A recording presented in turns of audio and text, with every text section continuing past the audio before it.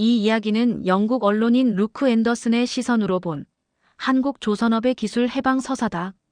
45년간 프랑스 GTT의 독점에 종속되어 있던 LNG 화물창 기술을 삼성중공업의 정도윤과 박은지 그리고 7명의 엔지니어들이 비밀리에 연구하여 KCC라는 이름으로 완성한다.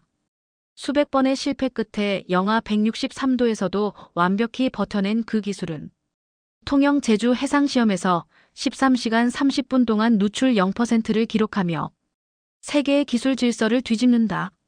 세계 언론은 한국의 기술 독립을 선언했고 프랑스 GTT는 45년 독점의 종말을 맞는다. 이후 정부는 KCC를 국가 표준으로 지정하고 한국은 기술을 빌려주는 나라로 변모한다. 마지막 장면에서 루크는 거제로 돌아와 다음 세대가 KC3- 수소 화물창 개발에 나서는 모습을 지켜본다. 그는 깨닫는다. 한국은 단지 기술을 되찾은 것이 아니라 자신들의 자존심과 미래를 되찾았다는 사실을. 안녕하세요, 여러분. 오늘 우리는 조용한 파도의 이면에서 일어나고 있는 거대한 변화에 대해 이야기하려 합니다.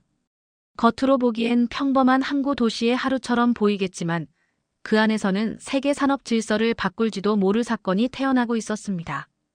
그래서 이야기를 시작하기 전에 부탁드립니다.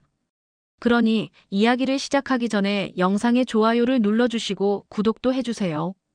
하지만 제가 하는 일을 진심으로 좋아하신다면 말이죠. 이제 우리 함께 그 이야기를 시작해봅시다. 나는 영국의 산업 전문 기자 루크 앤더슨이다. 15년간 조선, 방산, 그리고 에너지 분야를 취재하며 유럽의 기술이 세계를 지배하는 현실을 몸으로 느껴왔다. 그런 나에게 편집장은 어느 날 이렇게 말했다. 루크, 한국으로 가. 거기서 무언가 이상한 일이 벌어지고 있어. 나는 솔직히 웃음을 터뜨렸다. 조선 강국이라고는 하지만 결국 그들도 프랑스 기술에 기대어 배를 만드는 나라 아닌가. 한국이 전 세계 LNG 운반선의 70%를 건조한다는 사실은 알고 있었지만 그 심장부 영하 163도의 액화가스를 품는 화물창 은 프랑스 GTT의 독점 영역이었다. 그 기술 없이는 어떤 조선소도 선급의 승인을 받을 수 없다는 건 업계의 상식이었다. 비행기가 인천공항 활주로에 내려앉던 날 하늘은 유난히 맑았다. 기자로서 나는 언제나 냉정한 관찰자라 자부했지만 이번만큼은 이상한 예감이 들었다. 정말 그들이 뭔가를 바꿨단 말인가. 서울에서 거제까지의 이동 중 차창 밖으로 펼쳐진 풍경은 인상적이었다. 도시마다 반짝이는 조선소의 크레인, 그리고 도로를 따라 늘어선 메이드 인 코리아 깃발들. 그 구호 속엔 단순한 애국심 이상의 어떤 결의가 느껴졌다. 거제 조선소의 게이트를 통과하자 나는 즉시 안전모와 조끼를 지급받았다. 현장 곳곳에선 용접 불꽃이 터졌고 거대한 선체가 하늘을 찌를 듯 솟아있었다. 담당 안내원이 속삭였다. 지금이 한국 조선의 전환점일지도 모릅니다. 세계가 곧 알게 될 겁니다. 나는 그 말의 의미를 그때는 몰랐다. 그저 기자들을 상대로 하는 홍보 문구겠지 하고 흘려들었다. 하지만 몇 시간 뒤 나는 그 말이 단순한 수사가 아니라는 걸 깨달았다. 삼성중공업 연구동의 회의실. 벽 한쪽에는 기술로 자립하라라는 문구가 걸려 있었다. 회의실 안에는 10여 명의 엔지니어가 앉아 있었고 그들 중 한 명이 내게 다가왔다. 이름표에는 정도윤 기술본부 팀장이라 적혀 있었다. 먼 길 오셨습니다. 앤더슨 기자님. 그의 눈빛은 잔잔했지만 어딘가 불타고 있었다. 나는 그의 손을 잡으며 물었다. 한국이 정말 프랑스의 독점을 끝낼 수 있다고 믿습니까? 정도윤은 잠시 나를 바라보다가 천천히 고개를 끄덕였다. 믿는 게 아니라 해야 합니다. 그의 대답은 예상 밖이었다. 해야 한다 그건 확신이라기보다 사명에 가까운 말이었다. 나는 수첩에 그 문장을 적었다. 믿는 게 아니라 해야 한다. 그날 저녁 숙소 창문 너머로 거제 앞바다의 불빛이 반짝였다. 항구엔 거대한 LNG 운반선이 정박해 있었다. 배 한 척당 190억 원의 기술료가 프랑스로 흘러들어간다는 사실을 떠올리며 나는 혼잣말했다. 그들이 진짜로 그 사슬을 끊을 수 있을까? 다음 날 아침 나는 현장 취재를 시작했다. 엔진음, 쇳가루 냄새, 그리고 작업자들의 함성 속에서 묘한 에너지가 느껴졌다. 이곳에는 패배를 반복해온 사람들의 절박함이 있다. 나는 노트북을 닫고 카메라를 들었다. 이건 단순한 산업기사로 끝나지 않을 수도 있겠다는 예감이 점점 커졌다. 하지만 동시에 마음 한켠에서는 냉소가 고개를 들었다. 그래봤자 프랑스의 벽을 넘기는 어렵겠지. 기술은 감정으로 되는 게 아니니까. 그때 정도윤이 멀리서 내게 손짓했다. 오늘 오후에 흥미로운 걸 보여드리겠습니다. 기자님도 놀라실 겁니다. 그의 말 속에는 묘한 자신감이 있었다. 나는 그때부터 알 수 없는 긴장감에 사로잡혔다. 이건 단순한 산업보도가 아니다. 무언가 더 큰 이야기가 움직이고 있다. 바다는 잔잔했지만 조선소의 공기에는 폭풍 전야의 정적이 서려 있었다. 거제의 공기는 묘하게 무겁게 내려앉아 있었다. 맑은 하늘 아래에서도 그늘처럼 드리운 긴장감이 느껴졌다. 나는 삼성중공업 본관 15층 기술본부 회의실로 안내되었다. 문을 여는 순간 차가운 형광등 불빛과 함께 낯선 침묵이 밀려왔다. 회의실 벽면에는 프랑스어 문서들이 가지런히 붙어 있었고 그 한가운데 붉은 글씨로 GTT 로열티 협약 D89라는 글자가 적혀 있었다. 잠시 후 모니터가 켜지며 파리의 새벽 공기가 스피커를 타고 흘러들어왔다. 화면 속 남자 앙드레 르브룩 마이너스 GTT의 최고 기술 책임자였다. 단정한 정장 차림, 피로한 기색 없이 빛나는 미소. 그는 45년간 한국을 상대로 승리해온 사람의 얼굴이었다. 봉주르 메시웨. 오늘도 협력 논의입니까? 그의 첫마디는 인사라기보다 지배자의 확인 같았다. 회의실에 있던 사람들 마이너스 대부분 40대의 엔지니어들 마이너스 모두 긴장된 표정으로 앉아 있었다. 팀장 정도윤이 조용히 통역을 끄고 직접 영어로 말했다. 오늘은 협력이 아니라 계약 조건을 재검토하려 합니다. 앙드레의 눈썹이 살짝 올라갔다. 재검토라 여러분은 저희 도면 없이는 배를 완성할 수 없다는 걸 잊으신 건가요? 그의 말 끝에는 얕은 비웃음이 섞여 있었다. 순간 회의실의 공기가 얼었다. 아무도 대꾸하지 않았다. 앙드레는 마치 그 침묵을 즐기듯 천천히 커피잔을 들어올렸다. 기술은 열정으로 되는 게 아닙니다. 경험, 시간, 데이터. 이 세 가지가 우리를 만든 거죠. 그가 웃으며 덧붙였다. 한국은 그중 하나라도 갖고 있습니까? 통역이 끝나자 방 안에 있던 사람들의 손이 미세하게 떨렸다. 나는 그 장면을 취재 메모에 적었다. 45년간 이어진 기술의 사슬 마이너스 프랑스의 자부심과 한국의 침묵이 맞부딪히다. 회의가 끝났을 때 정도윤은 무표정한 얼굴로 자리에서 일어났다. 기자님, 이런 회의는 20년 동안 수백 번이나 겪었습니다. 그는 담담하게 말했다. 그리고 매번 같은 말로 끝났죠. 여러분은 우리 없이는 아무것도 못한다. 그는 한 손으로 회의실 문을 밀며 나를 바라보았다. 하지만 이번엔 다를 겁니다. 그 한마디가 이상하게 귓가에 남았다. 회의실 밖 복도에는 조용히 흘러나오는 용접음이 들렸다.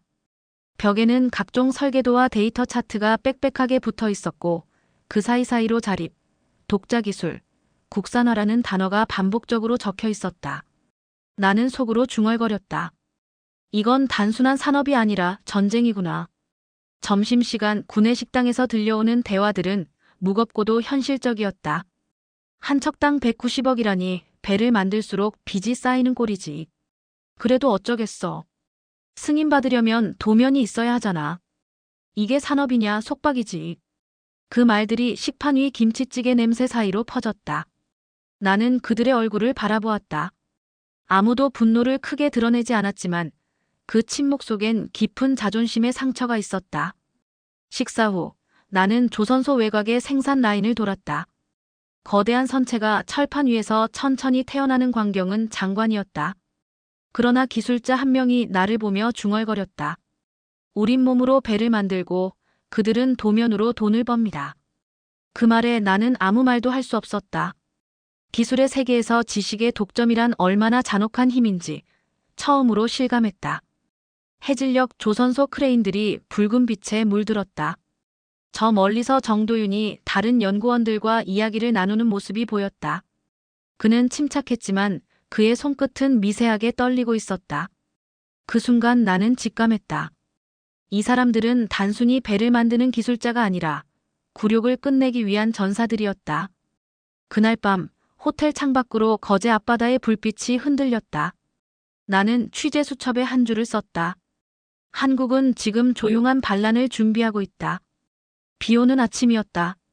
거제의 하늘은 잿빛으로 내려앉았고 바닷바람이 유리창을 때리며 낮은 소리를 냈다. 그날 나는 삼성중공업 연구동의 한 모퉁이에서 정도윤을 다시 만났다. 그는 커피잔을 손에 쥔 채 오래된 서류철을 바라보고 있었다. 표지에는 바랜 글씨로 KC 프로젝트 최종 보고서라고 적혀 있었다. 이게 뭔지 아십니까? 그가 내게 물었다. 예전 연구 자료인가요? 그는 씁쓸하게 웃었다. 한국이 처음으로 프랑스 기술 없이 화물창을 만들어 보려던 시도였습니다. 그리고 가장 큰 실패이기도 했죠. 그의 목소리는 담담했지만 그 안에는 오래 묵은 상처가 스며 있었다. 10년 전 정부와 조선 3사가 협력해 KC1이라는 이름으로 국산 화물창 기술을 개발했지만 첫 실험에서 영하 160도 아래로 떨어지자 미세균열이 생기고 두 번째 실험에서는 콜드 스팟 현상이 일어나며 구조가 변형되었다. 세 번째 실험에선 결국 가스가 새어나왔다. 언론은 국산 기술은 아직 멀었다고 썼죠. 선주들은 우리 설계를 외면했고 보험사들은 프리미엄을 2배로 올렸습니다. 결국 프로젝트는 폐기됐어요. 그가 보고서를 덮으며 조용히 말했다. 그때 책임자가 바로 나였습니다. 나는 그 말을 들으며 잠시 숨을 멈췄다. 그의 손가락은 서류 모서리를 천천히 문질렀다. 그날 이후 내 이름은 기술 실패의 대명사가 되었죠. 동료들이 다른 부서로 옮겨갈 때 나는 여기에 남았습니다. 포기하지 못했거든요. 그의 목소리가 낮게 떨렸다. 우리가 못해서가 아니었어요. 시간이 모자랐을 뿐이죠. 하지만 세상은 실패한 이유를 묻지 않습니다. 결과만 기억하죠. 나는 그의 눈빛에서 이상한 확신을 보았다. 실패를 딛고 일어서는 사람만이 가진 묵직한 빛이었다. 기자님, 만약 다시 기회가 온다면 똑같은 실패를 반복하겠습니까? 그의 질문에 나는 잠시 망설였다. 기자는 반복하지 않죠. 하지만 기술자는 다르겠네요. 정도윤은 천천히 고개를 끄덕였다. 맞습니다. 기술자는 반복합니다. 단 조금 더 깊이 들어갈 뿐이죠. 그때 문이 열리고 한 여자가 들어왔다. 흰 셔츠에 젖은 머리칼, 얼굴엔 피로와 결의가 동시에 비쳤다. 정 팀장님, 오늘 회의 준비 끝났습니다. 그녀는 박은지, 대한해운LNG 소속의 엔지니어였다. 정 팀장이 그녀를 소개했다. KCL 당시 현장 실험 책임자였죠. 배 안에서 마지막 테스트를 직접 지켜본 사람입니다. 박은지는 나를 향해 미소를 지었다. 그날 생각이 아직도 생생해요. 가스가 새기 시작했을 때 모두가 포기하자고 했죠. 그런데 전 그때 계기판을 보면서 생각했어요. 조금만 더 버티면 되는데. 그녀의 말끝이 떨렸다. 우린 기술이 부족했던 게 아니에요. 버텨내는 힘이 부족했죠. 정도윤은 고개를 끄덕이며 말했다. 그래서 다시 하려고 합니다. 이번엔 끝까지 버틸 겁니다. 그는 내게 눈길을 돌렸다. 이건 공식 프로젝트가 아닙니다. 기록에도 남지 않겠죠. 하지만 누군가는 해야 할 일입니다. 그의 말이 마치 선전포고처럼 들렸다. 나는 물었다. 새 프로젝트의 이름은 뭡니까? KCC. 한국형 화물창 시스템 제2장. 그가 낮은 목소리로 덧붙였다. KC1은 실패였지만 그 실패가 없었다면 우리는 아무것도 배울 수 없었을 겁니다. 박은지가 창문 너머로 바다를 바라보며 말했다. 우린 다시 배를 띄울 겁니다. 이번엔 프랑스 도면 없이. 그녀의 말 속에는 두려움보다 확신이 담겨 있었다. 비는 여전히 내리고 있었다. 회의실 천장 위로 떨어지는 빗소리가 마치 심장의 박동처럼 규칙적으로 울렸다. 나는 노트북을 열고 제목을 쳤다. 한국 또다시 바다를 향해 도전하다 마이너스 실패의 잔해 위에 피어난 기술의 불씨. 그날 이후 나는 정도윤과 박은지의 뒤를 따라다니기로 결심했다. 이건 더 이상 단순한 기사 취재가 아니었다. 세계는 아직 모른다. 그러나 여기가 역사의 시작점일지도 모른다. 그날 밤 호텔 창가에서 빗방울이 유리창을 타고 흘러내렸다. 나는 조용히 중얼거렸다. 이건 단순한 기술의 복수전이 아니다. 한 나라의 자존심이 걸린 싸움이다. 거제의 하늘이 낮게 내려앉았다. 회색 구름이 조선소 위를 뒤덮고 바람에 섞인 소금기와 철 냄새가 빗방울처럼 공기 속에 흩어졌다. 그날 밤 나는 숙소로 돌아가던 길에 우연히 연구동 쪽으로 시선을 돌렸다. 희미한 가로등 불빛 아래 두 개의 그림자가 보였다. 비에 젖은 코트를 입은 남자와 여인. 그들은 말없이 서 있다가 이내 서로를 향해 한 걸음 다가섰다. 이대로는 끝입니다. 박은지의 목소리가 빗속을 뚫고 흘러나왔다. 언제까지 프랑스 도면에 의존해야 합니까? 우리가 배를 만드는 나라라면 심장까지 우리 손으로 만들어야죠. 정도윤은 잠시 아무 말이 없었다. 그의 시선은 어두운 하늘을 향해 있었다. 은지 씨, 실패가 얼마나 값비싼지 알잖아요. K실 이후로 아무도 다시 그 이름을 입에 올리지 않았습니다. 그건 실패라기보다 포기였죠. 박은지의 말이 단호하게 떨어졌다. 그때 현장에서 봤어요. 균열이 생기기 직전까지 버텼어요. 그런데 우리가 스스로 멈췄죠. 기술보다 용기가 먼저 무너졌어요. 정도윤은 조용히 숨을 내쉬었다. 빗줄기가 그의 얼굴을 타고 흘러내렸다. KCC라는 이름을 생각해뒀습니다. 그 한마디에 박은지가 눈을 크게 떴다. KCC요? 한국형 화물창 2세대. KC1이 남긴 상처를 이어받는 이름입니다. 실패를 덮는 게 아니라 그 위에 다시 세우는 거죠. 잠시 침묵이 흘렀다. 파도 부딪히는 소리가 멀리서 들려왔다. 박은지는 우산을 접었다. 좋아요. 하지만 이번엔 조건이 있어요. 조건? 실패해도 멈추지 맙시다. 마지막까지 가요. 중간에 포기하지 않는다는 약속. 그거면 충분해요. 정도윤은 한동안 아무 말 없이 그녀를 바라보다가 고개를 천천히 끄덕였다. 이번엔 바다가 인정할 때까지 갑시다. 그들이 악수했다. 번개가 하늘을 갈랐다. 순간 빗물 사이로 두 사람의 눈빛이 반짝였다. 나는 멀리서 그 장면을 지켜보며 숨을 죽였다. 그들은 마치 전쟁을 앞둔 병사처럼 조용했지만 그 결심의 온도는 불길 같았다. 기자님. 누군가 내 뒤에서 낮게 불렀다. 보니 연구소의 젊은 직원 한 명이었다. 저분들 또 시작하려는 겁니다. 무슨 뜻이죠? 그가 빗속에서 속삭였다. 아무도 모르게 다시 해보려는 거예요. 아무도 허락하지 않아도요. 나는 그 말을 듣는 순간 심장이 세차게 뛰었다. 이건 기사로 쓸 수 있는 이야기가 아니다. 아직은 세상에 꺼내면 안 된다. 비는 점점 세차게 내렸고 두 사람은 천천히 연구동 안으로 사라졌다. 가로등 불빛이 바닥의 물웅덩이에 비쳤다. 파문이 일었다가 이내 잦아들었다. 그 흔들림 속에서 나는 이상한 확신을 느꼈다. 지금 이 순간 무언가가 시작되고 있다. 숙소로 돌아와 젖은 옷을 벗으며 나는 노트에 한 줄을 적었다. 거제의 빗속에서 두 사람의 결심이 바다의 운명을 바꾸려 하고 있다. 그날 밤 나는 오랫동안 잠들지 못했다. 빗소리가 귓가에서 울리고 있었다. 그 소리는 마치 오래된 기술의 사슬이 조금씩 녹아내리는 소리 같았다. 그날 밤 거제의 조선소는 조용했지만 연구동 7층만은 여전히 불이 꺼지지 않았다. 비가 멈춘 뒤 남은 습한 공기 속에서 형광등 불빛은 마치 숨 쉬는 듯 깜빡거렸다. 그곳은 공식 문서에도 사내 보고서에도 존재하지 않는 층이었다.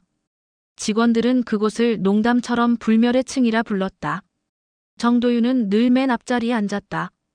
커피 한 잔과 낡은 노트 한 권, 그리고 켜진 노트북이 전부였다. 그는 잔잔한 목소리로 말했다. KCC는 프랑스의 그림자를 지우는 기술이 될 겁니다. 하지만 아무도 우릴 도와주지 않겠죠. 그러니까 우리가 서로의 증인이 되어야 합니다. 그 말에 연구원 7명이 고개를 들었다. 박은지가 조용히 대답했다. 밤이 길어도 괜찮아요. 어차피 우린 어둠 속에서 시작하니까요. 그들은 낮에는 다른 프로젝트 팀의 이름으로 일하고 밤이 되면 7층으로 모였다. 출입 기록은 지워졌고 창문은 블라인드로 가려졌다. 문 밖에선 아무도 그들의 존재를 눈치채지 못했다. 오로지 철냄새와 용접 불빛만이 그들이 여전히 싸우고 있다는 사실을 증명하고 있었다. 연구실 공기는 언제나 차가웠다. 기계의 팬이 도는 소리, 금속 부딪히는 소리, 그리고 계산기 버튼이 눌리는 소리가 뒤섞였다. 하지만 그 속에는 묘한 따뜻함이 있었다. 박은지는 늘 커피 7잔이 담긴 캐리어를 들고 나타났다. 오늘도 밤을 새야겠네요. 밤을 새는 건 익숙합니다. 정도윤이 웃었다. 익숙해도 잊지 말아요. 이건 단순한 연구가 아니라 선언이에요. 화이트보드 한가운데에는 붉은 글씨로 적힌 4글자가 있었다. 자립, 기술, 포기 금지. 그 아래엔 아무도 지우지 못하는 문장이 있었다. 프랑스 도면 없이도 바다는 열릴 것이다. 모두의 눈빛이 그 글자에 멈췄다. 이상민 연구원이 조심스럽게 물었다. 만약 이게 발각되면요? 회사에서도 정부에서도 문제 삼을 겁니다. 그럼 책임은 제가 집니다. 정도윤이 대답했다. 하지만 그 전에 실패라도 기록은 남아야죠. 우리가 시도했다는 흔적 말입니다. 그는 회의실 조명을 조금 낮추며 말했다. 오늘부터는 기록을 남기지 않습니다. 오직 머릿속에 새깁니다. 메모 메일, 데이터 전송 마이너스 전부 차단하세요. 여긴 이제 비밀 연구실입니다. 공기가 한층 무거워졌다. 누군가 숨을 내쉬며 중얼거렸다. 이건 거의 지하 조직이네요. 박은지가 낮게 웃었다. 지하든 지상이든 상관없어요. 바다가 우리를 알아줄 테니까. 그 말에 모두가 고개를 끄덕였다. 그 순간 바깥에서 폭풍이 다시 몰려오기 시작했다. 창문이 흔들리고 번개가 창문 틈새를 스쳤다.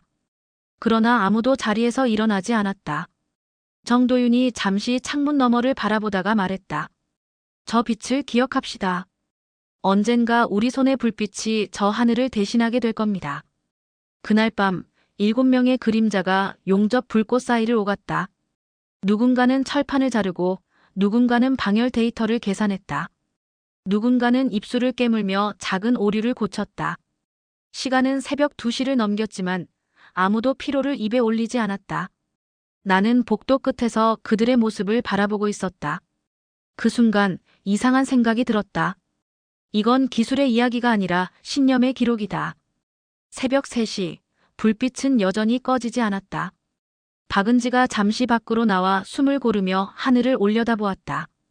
정 팀장님, 만약 실패하면요? 정도윤은 멀리서 대답했다. 그럼 다시 시작하죠. 불이 꺼질 때까지. 그들의 대화가 다시 빗속으로 흩어졌다. 나는 그 순간을 잊을 수 없었다. 조선소의 거대한 크레인들이 어둠 속에서 거대한 괴물처럼 잠들어 있었지만 단 하나의 층에서만은 불이 깨어 있었다. 그 불빛은 흔들리지 않았다. 마치 누군가의 믿음이 형태를 가진 것처럼 단단히 버티고 있었다. 밤이 끝나면 그 불빛은 역사가 될 것이다. 그 시각, 지구 반대편 파리의 새벽 공기는 잔혹할 만큼 고요했다. 세느 강위로 엷은 안개가 내려앉았고 GTT 본사의 유리벽에는 45년 독점 기술이라는 문구가 새겨진 현수막이 여전히 걸려 있었다. 앙드레 르브룩 GTT의 기술 총책임자는 새벽 2시 반에도 여전히 정장을 입고 있었다. 그는 늘 그렇듯 완벽했다. 커피 대신 와인을 들고 여유로운 목소리로 보좌관에게 물었다. 한국에서 들려오는 얘기 뭐 있나? 보좌관이 서류를 건넸다. 삼성중공업 쪽이 조용합니다. 공식적인 움직임은 없습니다. 단지 연구동 7층에 불이 자주 켜져 있다는 보고가 있습니다. 앙드레는 피식 웃었다. 아직도 포기하지 못했군. KC1이 실패했을 때를 잊었나 보지. 그는 의자에 몸을 기대며 한숨을 내쉬었다. 기술은 열정으로 되는 게 아니야. 시간, 데이터, 경험. 3가지가 없으면 아무것도 만들어낼 수 없지. 특히 우리만큼의 시간이 없으면. 그의 입가에 비웃음이 번졌다. 잠시 후 그는 창밖을 향해 걸어갔다. 파리의 불빛이 유리창에 반사되며 그의 얼굴을 반쯤 비추었다. 한국은 조선은 잘하지만 설계는 아직 멀었지. 배를 만드는 것과 배가 견디는 비밀을 아는 건 다른 이야기야. 그는 잔을 들어올리며 낮게 말했다. 이건 우리만의 언어야. 그들이 모방할 수 있을까?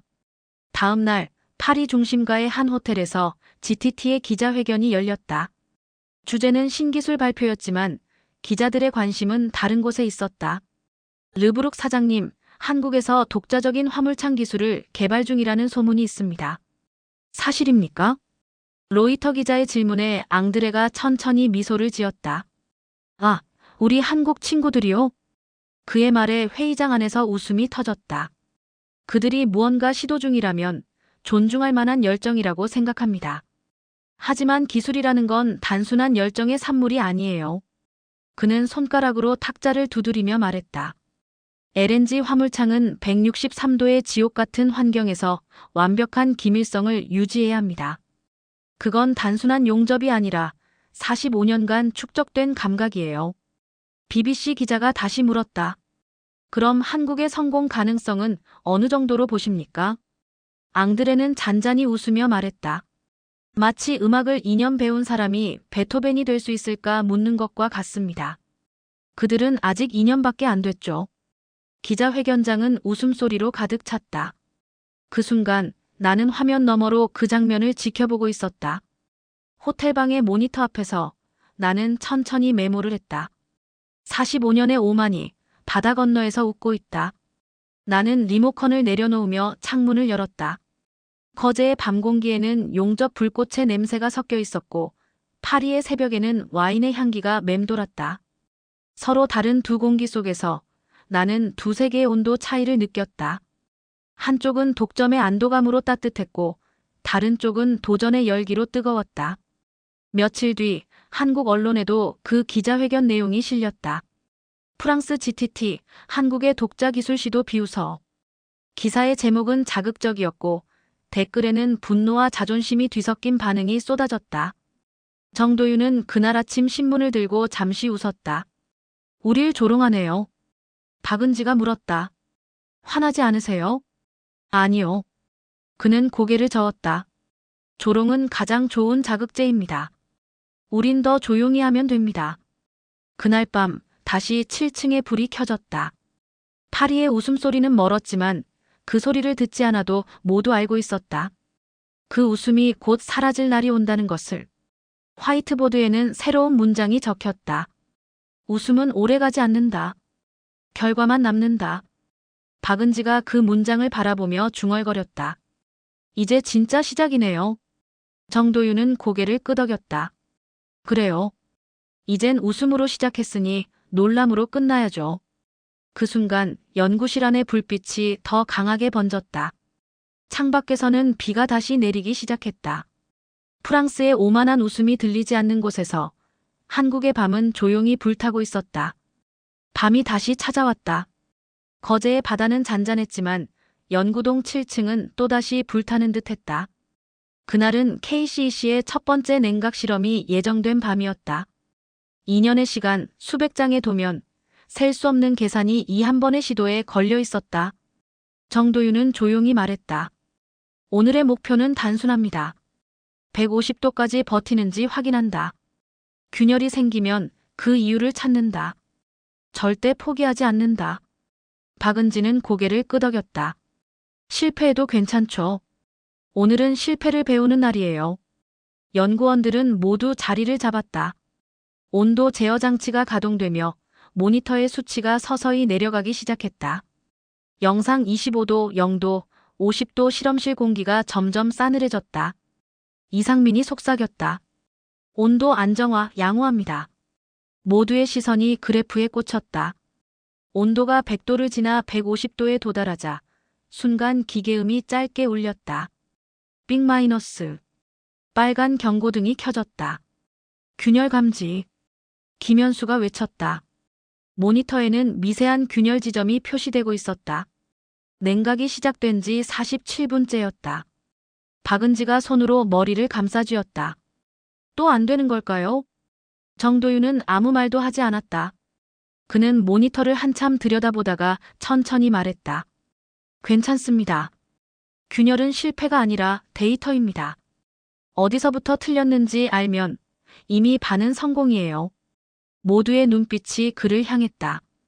그는 이어 말했다. 이건 우리가 처음으로 스스로 만든 화물창입니다. 금이 간 철판이라도 이건 우리의 것이에요. 공기가 무겁게 가라앉았다. 이상민이 낮게 중얼거렸다. 그럼 다시 해야겠네요. 그래요. 정도윤은 피곤한 얼굴로 미소 지었다. 처음부터 다시. 이번엔 냉각 속도를 조절합시다. 새벽 3시 두 번째 실험이 시작되었다. 이번에는 온도를 천천히 낮췄다. 하지만 155도에서 압력 불안정이 발생했다. 진동값이 기준치를 넘었습니다. 박은지가 모니터를 붙잡았다.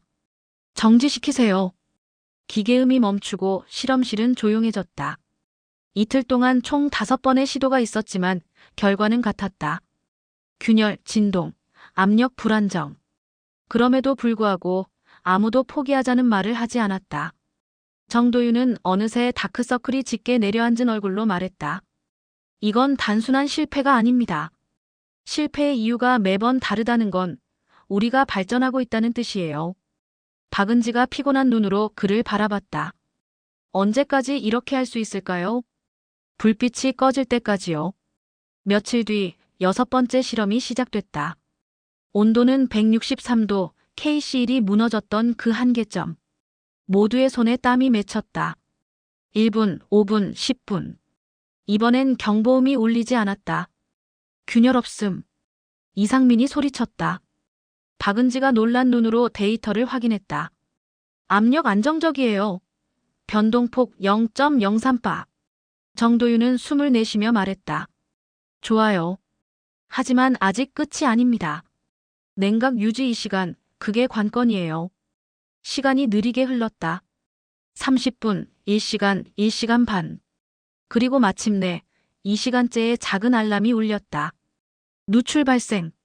그래프가 미세하게 흔들리고 있었다. 정지. 기계가 멈췄다. 모두가 무너진 듯 자리에 앉았다. 정도윤은 고개를 숙였다가 이내 조용히 웃었다. 좋아요. 이번엔 2시간까지 갔습니다. KC1은 47분이었어요. 그는 손에 들고 있던 볼펜을 내려놓으며 말했다. 조롱은 숫자로 사라집니다. 다음엔 3시간, 그 다음엔 5시간. 언젠가 바다도 인정하겠죠. 박은지가 눈을 감고 중얼거렸다. 그래요. 바다가 인정할 때까지. 그날 새벽 연구동 7층의 불빛은 한층 더 밝아졌다. 피로에 젖은 얼굴들 위로 형광등이 비추었고 벽에는 세 문장이 적혔다. 실패는 끝이 아니다.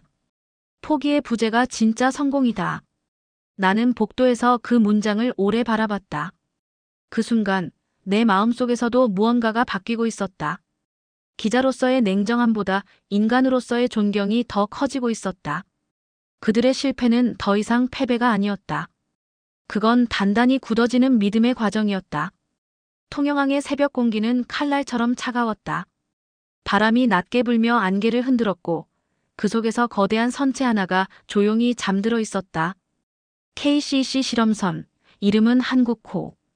2년의 시간, 수백 번의 실패, 그리고 20년의 굴욕이 모두 그 배 안에 담겨 있었다. 나는 항구 끝에서 그 장면을 바라보고 있었다. 작업등이 바다 위에 흩뿌려지며 철제 가판은 은빛으로 반짝였다. 엔진은 아직 잠들어 있었지만 사람들의 눈빛은 이미 깨어 있었다. 정도윤은 검은 우비를 입고 선체 아래를 천천히 걸었다. 그의 손끝이 용접 부위를 따라 움직였다. 차가운 금속 위에 떨어지는 빗방울이 부딪히며 마치 숨소리처럼 들렸다. 박은지는 선장실에서 마지막으로 체크리스트를 검토하고 있었다. 냉각 시스템 점검 완료, 압력 센서 정상, 데이터 송신 준비 이상 없음. 그녀의 목소리는 조용했지만 단단했다. 이상민은 제어실에서 보고했다. 온도계 보정 끝났습니다. 변동폭 0.01도 이상 없습니다. 모두의 대화는 짧고 간결했다. 이제 더 이상 말이 필요하지 않은 단계였다. 정도윤이 모두를 모았다. 오늘은 기록을 남기지 않습니다. 결과만 남깁시다. 우리가 성공하든 실패하든 이건 끝까지 우리 이름으로 갑니다. 그의 눈빛이 차분히 빛났다. 누구도 대답하지 않았지만 그 침묵은 하나의 맹세처럼 단단했다. 박은지가 조타석으로 올라섰다. 출항은 6시 정각입니다. 기상청 예보에 따르면 오전엔 잔잔하지만 오후부터 바람이 강해질 겁니다. 정도윤이 고개를 끄덕였다. 좋아요. 오늘 바다가 우리를 받아들이든 밀어내든 이제는 가야 합니다. 그 말에 연구원들이 조용히 자리를 정리했다. 누군가 부두 쪽에서 속삭였다. 이제 돌아갈 길은 없네요. 박은지가 짧게 대답했다. 그게 우리가 원했던 길이잖아요. 그 순간 통영항 전체가 숨을 죽인 듯 고요해졌다. 크레인이 움직이는 소리, 파도 부딪히는 소리, 심지어 갈매기의 울음도 멎은 것 같았다. 모두의 시선이 한 곳에 모였다. 검은 물결 위에서 천천히 빛을 내는 한국호. 새벽 5시 58분, 엔진이 낮게 울렸다. 두꺼운 철판이 진동하며 바다가 흔들렸다. 이상민이 손으로 계기판을 눌렀다. 시스템 전체 정상. 준비 완료. 박은지가 속삭였다. 가자. 6시 정각 항구의 사이렌이 울렸다. 한국호가 천천히 앞으로 나아가기 시작했다. 줄이 풀리고 선체가 물살을 가르며 움직였다. 부두에 서 있던 연구원 한 명이 손을 들어 올렸다. 행운을 빕니다. 그 외침은 곧 파도에 삼켜졌다. 나는 카메라를 들었지만 셔터를 누르지 못했다. 그 순간의 공기를 깨뜨리고 싶지 않았다. 그들의 뒷모습은 마치 어둠 속으로 걸어 들어가는 사람들 같았다. 두려움을 안고 있지만 그 두려움조차 스스로 선택한 사람들. 바람이 강해졌다. 안개가 천천히 걷히며 떠오르는 태양빛이 선체 옆면에 부딪혔다. KCC라는 글자가 붉은빛으로 번쩍였다. 그 글자 위로 물결이 부서졌다. 정도윤은 갑판 위에서 마지막으로 항구를 바라봤다. 그의 입술이 미세하게 움직였다. 이젠 바다가 답할 차례입니다. 박은지가 조타를 잡고 이상민이 제어 장치를 확인했다. 모두의 손끝이 긴장으로 굳어 있었다. 그리고 이내 배는 거제 앞바다를 벗어나 남해로 향했다. 뒤돌아본 항구는 이미 멀어지고 있었다. 불빛이 점점 작아졌다. 누군가 중얼거렸다. 돌아갈 길은 없다. 정도윤이 대답했다. 그래서 이게 진짜 출항입니다. 배는 안개 속으로 사라졌다. 그 순간 통영항에는 오직 파도와 바람만이 남아 있었다. 그 누구도 말하지 않았지만 모두 알고 있었다. 이 항해는 단 한 번뿐이라는 것을. 성공하지 못하면 아무 의미도 남지 않을 것이다. 나는 부두 끝에서 오랫동안 그 뒷모습을 바라봤다. 바다가 천천히 열리고 있었다. 어쩌면 그 길 끝에서 세상이 뒤집힐지도 몰랐다. 그들은 더 이상 도면을 빌리지 않는다. 이제 바다를 향해 직접 그린다. 남해 한가운데 바람이 방향을 바꾸었다. 파도는 천천히 커지기 시작했고 잿빛 하늘 아래서 한국호는 묵직한 소리를 내며 전진하고 있었다. 모두의 눈이 모니터에 고정돼 있었다. 냉각 장치가 가동되면서 화물창 내부의 온도가 서서히 떨어지기 시작했다. 영상 25도, 0도, 50도, 100도. 기계음이 일정한 리듬으로 울렸다. 박은지가 조타석에서 속삭였다. 이제부터는 바다가 우리 실험실이에요. 정도윤은 짧게 대답했다. 좋아요. 여기서 끝내죠. 20년의 질문에 답할 시간입니다. 출항 2시간째 첫 번째 측정이 시작됐다. 이상민이 외쳤다. 현재 온도 158도. 압력 안정. 진동 0.02 이내. 모두 숨을 죽였다. 박은지가 모니터를 바라보며 말했다. 아직은 좋습니다. 하지만 지금부터가 문제예요. KC1은 이 구간에서 깨졌죠. 그 말이 끝나자 경보음이 짧게 울렸다. 진동 감지. 2차 방벽 흔들림 발생. 김현수가 즉시 대응했다. 수치 0.03. 기준치 내. 정도윤이 단호히 말했다. 계속 유지합니다. 아직 괜찮아요. 5분, 10분, 15분. 진동 그래프가 조금씩 안정되기 시작했다. 이상민이 숨을 내쉬며 말했다. 진동 해소. 정상 범위 복귀. 누군가 낮게 웃었다. K시일의 악몽은 끝났네요. 하지만 아무도 환호하지 않았다. 모두 알고 있었다. 이건 아직 서막에 불과하다는 걸. 온도는 계속 떨어졌다. 160도, 161도, 162도. 그리고 마침내 163도. 그 숫자가 화면에 찍히는 순간 공기가 멎은 듯 고요해졌다. 10년 전 그 숫자가 모든 걸 무너뜨렸던 바로 그 지점이었다. 정도윤이 입술을 깨물며 말했다. 유지 시간, 지금부터 계산합니다. 1분, 5분, 10분. 시간은 느리게 흘렀다. 엔진의 진동이 바닥을 타고 몸속으로 스며들었다. 박은지는 눈을 감았다. 바다가 조용하네요. 좋은 신호예요. 정도윤이 대답했다. 2시간째가 되자 그래프는 여전히 고요했다. 누출 0.00%, 압력 변동 0.001바. 이상민이 숨을 몰아쉬며 말했다. 유지 중입니다. 이건 진짜입니다. 그 순간 정적이 터졌다. 모두가 서로를 바라봤다. 그리고 한 사람도 먼저 말하지 못했다. 3시간째. 박은지가 조용히 입을 열었다. 정 팀장님, 이제 말해도 되죠? 뭐요? 성공이에요.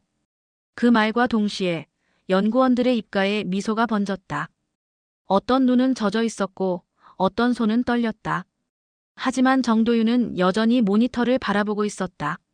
조금만 더 아직은 아닙니다. 그의 목소리는 낮았지만 단호했다. 4시간째, 5시간째, 그래프는 변하지 않았다. 압력도, 진동도, 온도도 마이너스 완벽히 안정돼 있었다. 그때 박은지가 조타를 잡으며 말했다. 남은 구간, 제주까지 계속 유지해봅시다. 그래요. 정도윤이 대답했다. 끝까지 갑시다. 이번엔 절대 중간에 멈추지 말아요. 시간은 오후로 넘어갔다. 바람이 강해졌고 파도가 거칠어졌다. 배가 크게 흔들렸지만 시스템은 흔들리지 않았다. 모니터의 숫자들은 여전히 단단했다. 정도윤은 손으로 모니터의 온도 표시를 가볍게 눌렀다. 163.0씩. 그 숫자가 마치 심장 박동처럼 느껴졌다. 박은지가 미소를 지었다. 이젠 바다가 우리 편이네요. 정도윤이 고개를 끄덕였다. 그래요. 오늘 바다가 인정했어요. 그 순간 나는 카메라를 들었지만 셔터를 누르지 않았다. 렌즈 너머의 장면이 너무 조용하고 너무 완벽했기 때문이다. 그들의 얼굴엔 눈물이 흘렀지만 아무도 닦지 않았다. 13시간 30분 후 제주항의 불빛이 수평선 위로 나타났다.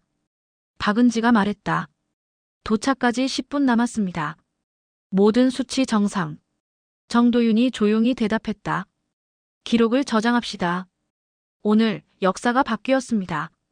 엔진이 느려지고 파도 소리가 낮아졌다. 배가 천천히 항구로 들어왔다.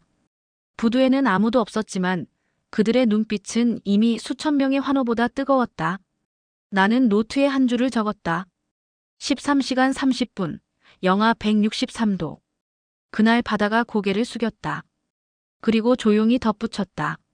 그 순간 한국은 기술 식민지를 벗어났다. 세상은 단 몇 시간 만에 바뀌었다. 제주항의 테스트가 끝난 그날 밤, 나는 서울행 비행기 대신 호텔 로비에 텔레비전을 붙잡고 있었다. CNN, BBC, 로이터, 니온게이자이 신문, 르몽드 마이너스 모든 방송이 같은 문장을 쏟아냈다. 한국이 45년의 프랑스 독점을 끝냈다. 아시아의 기술이 서구의 벽을 무너뜨리다. 그 짧은 문장들이 내 머릿속을 계속 울렸다. 카메라를 들고 현장을 지켜보던 내게 이건 단순한 산업 뉴스가 아니었다. 이건 문명사의 전환점이었다. 나는 노트북을 열고 세계 각국의 반응을 확인했다. 일본의 NHK는 이제 LNG선의 심장이 동아시아에서 뛴다고 보도했고 싱가포르 해운연맹은 긴급 회의를 열었다. KCC가 상업화되면 시장의 가격 구조 자체가 무너질 것이라는 분석이 따라붙었다. 유럽의 반응은 달랐다. 프랑스 경제신문 르 피가로는 이렇게 썼다. 한국의 도전은 완벽히 성공했다. 하지만 GTT는 45년간의 경험으로 다시 일어날 것이다. 그 문장을 읽으면서도 나는 그들의 목소리 속에서 떨림을 느꼈다. 자존심이 흔들릴 때 나오는 특유의 억양이었다. 파리의 GTT 본사 앞에는 기자들이 몰려 있었다. KCC가 실존하는 기술입니까? 한국은 특허를 위반한 것입니까? 카메라 플래시가 쉴 새 없이 터졌다. GTT의 대변인은 짧게 대답했다. 우리는 모든 상황을 분석 중이다. 그 짧은 대답이 오히려 불안의 신호로 들렸다. 같은 시각 런던의 조선기술 세미나에서도 분위기가 달라졌다. 나는 방청석에 앉아 있었다. 한 프랑스 엔지니어가 2년짜리 기술이 45년을 이겼다는 건 우연이다라고 말하자 뒤쪽에 앉은 노르웨이 대표가 조용히 대답했다. 우연이라기엔 너무 정밀했다. 데이터가 모든 걸 말하고 있다. 순간 회의장 전체가 조용해졌다. 그 침묵 속에서 나는 깨달았다. 이제 아무도 한국을 모방자라고 부르지 못한다. 그날 오후 세계 언론은 경쟁이라도 하듯 한국의 기술을 다뤘다. BBC는 다큐멘터리 형식으로 제목을 내걸었다. 강철의 나라, 바다를 새로 그리다. 월스트리트 저널은 경제면 첫 페이지에 썼다. 한국의 엔지니어들이 프랑스의 왕관을 빼앗았다. 나는 내 기사 원고 첫 줄을 적었다. 나는 통영의 항구에서 한 나라가 스스로를 되찾는 순간을 보았다.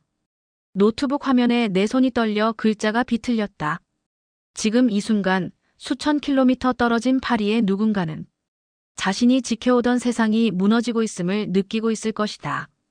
그 무렵 GTT 본사의 고층 유리 건물 안에서는 회의가 끝없이 이어지고 있었다. 정보팀은 뭐 했나? 한국의 테스트 계획을 알고도 보고하지 않았단 말인가?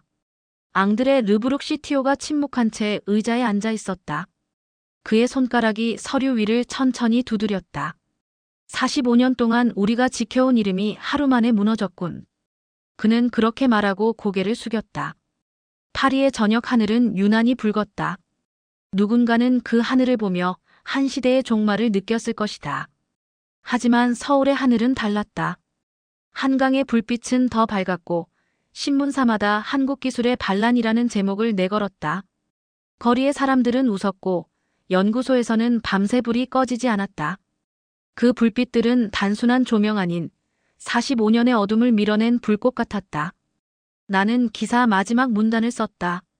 이제 세계는 더 이상 메이드 인 코리아를 값싼 노동의 상징으로 보지 않는다. 그것은 163도의 바다를 견딘 기술의 이름이다. 그 문장을 쓰고 나서야 비로소 숨을 내쉴 수 있었다. 통영의 바다 냄새가 아직도 코끝에 남아 있었다. 바다가 속삭이는 듯했다. 이제 내 이름은 한국이다. 그리고 그 순간 나는 확신했다. 세상이 고개를 돌렸다. 그 방향은 분명 동쪽, 바로 한반도였다. 새벽의 서울은 유난히 조용했다. 그러나 그 고요함 밑에서는 거대한 움직임이 시작되고 있었다. KCC 성공 이후 불과 일주일 만에 정부와 산업계, 학계가 동시에 움직이기 시작했다. 모든 사람들이 같은 질문을 던졌다. 이제 우리는 어디로 갈 것인가? 산업통상자원부 회의실. 정도윤과 박은지, 그리고 삼성중공업 기술본부 팀원들이 초청받아 자리에 앉았다. 장관이 직접 입을 열었다. 오늘 회의의 목적은 단 하나입니다. KCC를 대한민국의 표준으로 공식화하는 것입니다. 그 말이 끝나자 회의실은 순간 정적에 휩싸였다. 누구도 말하지 않았지만 모두 알고 있었다. 이건 단순한 기술 발표가 아니었다. 45년간의 굴욕을 뒤집는 국가선언이었다.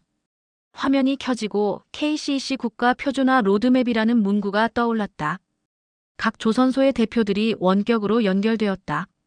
현대중공업, 대우조선해양, 하나오션까지 마이너스 모두 이 기술을 공동 표준으로 채택하겠다고 발표했다. 이제 한때 서로 경쟁하던 조선 3사가 같은 깃발 아래 모인 것이다. 박은지가 화면을 바라보며 속삭였다. 이제 진짜로 끝났네요. 정도윤은 고개를 저었다. 아니요. 이제부터 시작입니다. 그의 눈빛은 여전히 차분했지만 어딘가 멀리 바라보는 듯했다. 그는 테이블 위에 놓인 KCL 보고서를 펼쳐놓았다. 10년 전 우리는 여기서 멈췄습니다. 하지만 KCC는 끝이 아니라 그때의 실패가 만든 길입니다. 장관이 고개를 끄덕이며 말했다. 이제 한국은 기술을 빌려 쓰는 나라가 아니라 다른 나라가 기술을 빌려가는 나라가 될 것입니다. 그 말에 회의실 안의 모든 사람들이 숨을 삼켰다. 오후에는 각국의 조선사와 해운사로부터 공식 문의가 쏟아졌다. 카타르, 노르웨이, 일본, 프랑스까지 마이너스. KCC 기술 라이선스 협력 가능 여부라는 제목의 이메일이 끝없이 들어왔다. 그중 하나가 눈에 띄었다. 프랑스 남부의 신생 조선소에서 온 메일이었다. 귀국에 KCC 시스템을 도입하고 싶습니다. 우리 고객들이 한국형 화물창을 요구하고 있습니다. 정도윤은 그 문장을 천천히 읽고 나서 웃었다. 우리가 도면을 빌려주는 날이 오다니. 박은지가 미소를 지으며 대답했다. 세상이 돌고 도는 법이죠. 이번에는 우리가 기준이니까요. 며칠 후 삼성중공업 본사 로비에는 새로운 액자가 걸렸다. 그 안에는 KCC 국제인증서가 들어있었다. 로이드 선급, DMV, 아메리칸 뷰로 마이너스. 모든 인증기관의 도장이 선명히 찍혀 있었다. 그날 밤 거제 연구동 7층의 불빛이 다시 켜졌다. 이상민이 커피를 들고 들어와 말했다. 정 팀장님, 다들 퇴근했는데요. 아직도 남아 계세요? 정도윤은 화이트보드를 바라보며 대답했다. KCC가 완성된 순간부터 다음 목표가 생겼어요. 그는 보드에 굵은 글씨로 세 문장을 적었다. KC3 프로젝트 수소 시대를 위한 화물창. 박은지가 미소를 지었다. 쉬지도 않으시네요. 기술은 멈추면 죽습니다. 정도윤이 짧게 대답했다. KCC는 승리였지만 KC3는 미래예요. 그날 밤 연구동 복도에는 엔지니어들의 발소리가 다시 울렸다.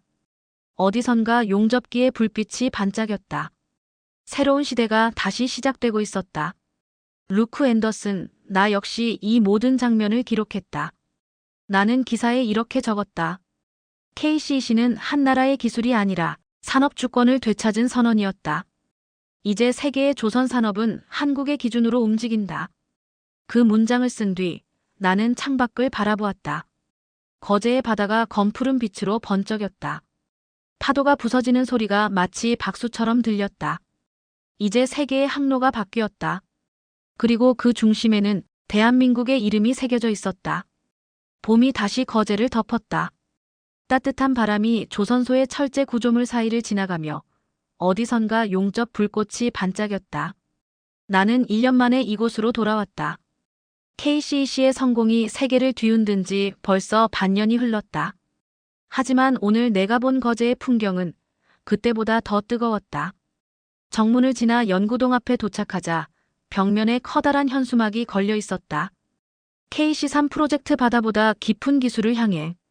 그 문구가 아침 햇살에 빛나고 있었다. 연구실 안에는 젊은 기술자들이 분주히 움직이고 있었다. 그들의 손끝에는 아직도 용접 자국이 남아 있었지만 표정은 단단했다. 누군가는 설계도를 들고 누군가는 시뮬레이션 화면 앞에서 데이터를 비교했다. 나는 그 모습을 바라보며 속삭였다. 이제 그들은 배를 만드는 게 아니라 미래를 만드는구나. 잠시 후 정도윤이 실험실 문을 열고 나왔다. 그의 머리카락에는 은빛이 더 섞여 있었지만 눈빛은 여전히 젊었다. 루크 씨, 오랜만이네요. 박은지 팀장님은요? 지금 부두에 있습니다. KCCO의 첫 상업 항해 준비 중이에요. 그 말을 듣자 심장이 두근거렸다. 그 배는 더 이상 실험선이 아니었다. 이제는 전 세계로 LNG를 실어 나를 정식 운항선이었다. 그리고 그 안의 화물창은 오롯이 한국의 기술이었다. 나는 정도윤과 함께 부두로 향했다. 햇살에 반사된 바다가 눈부셨고 선체 옆면에는 커다란 글씨가 새겨져 있었다. 한국이 만들고 자존심이 움직인다. 박은지가 선교에서 손을 흔들었다. 그녀의 얼굴엔 피로가 있었지만 눈빛은 해맑았다. 루크 기자님, 오늘은 기사 대신 축하만 해주세요. 물론이죠. 오늘은 기록보다 기억이 더 중요하니까요. 배가 서서히 부두를 떠났다. 엔진의 굉음이 바다를 울렸고 크레인들이 천천히 고개를 숙였다. 한국호는 천천히 수평선을 향해 나아갔다. 그 속에는 20년의 굴욕, 10년의 침묵, 2년의 도전이 녹아 있었다. 정도윤이 내 옆에서 조용히 말했다. 루크 씨, 이 배가 도하에 도착하면 한국 기술이 세계의 기준이 됩니다. 나는 그를 바라보며 대답했다. 아니요, 이미 그렇게 되었어요. 지금 이 순간 세계는 동쪽을 보고 있잖아요. 그는 잠시 웃다가 고개를 끄덕였다. 맞아요. 하지만 우리에겐 아직 할 일이 많습니다. KC-3, 수소 화물창이 그 다음 목표예요. 바다가 LNG를 품었다면 이제는 수소를 품어야죠. 나는 메모장에 그 말을 적었다. 기술의 목표는 완성이 아니라 계속되는 여정이다. 배가 점점 멀어지자 조선소의 청년 엔지니어들이 손을 흔들었다. 그들의 손엔 용접 자국이, 눈엔 빛이 있었다. 그 빛은 자부심이었다. 박은지가 무전기로 말했다. 이제 출항합니다. 목적지 카타르도아. 정도윤이 무전을 받아 짧게 대답했다. 바다가 기다리고 있을 겁니다. 엔진의 소리가 점점 작아지고 수평선 위로 흰 파도가 부서졌다. 나는 카메라를 들었지만 이번엔 셔터를 누르지 않았다.